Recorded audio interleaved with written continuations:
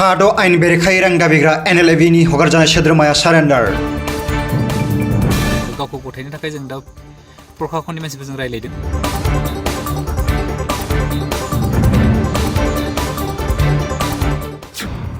आइन बेरेखायै रां दाबिबाय थाग्रा NLAB-नि हगारजानाय साद' सुबुंफोरा गावसोरखौनो पुलिसनि सिगाङाव गथायनो थियारि।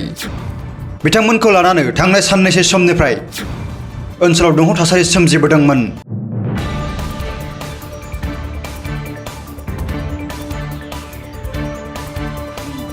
आथिखालाव आयेन बेरेखायै रां दाबि खालामनानै दुंहाव थासारि खालामग्रा NLAB-नि हगारजानाय साद' लाइमोना आसाम पुलिस आरो आसाम सरकारनि आखायाव सारेन्डार खालामनो थाखाय थियारि जादों। बिसोर साद' लाइमोना बे समाव फालुफुंनि अरनबारियाव दं होननानै खौरां मोननाय जादों। बिसोर साद' लाइमोनफोरनि गेजेराव दं फारियै सनितपुर जिल्लानि गेवलां बसुमतारी, क'क्राझार जिल्लानि थरुन बसुमतारी, चिरां जिल्लानि बिस्वया बसुमतारी, सनितपुर जिल्लानि गिबियान बसुमतारी, चिरां जिल्लानि बिदाय नार्जारी आरो एलसन बसुमतारी।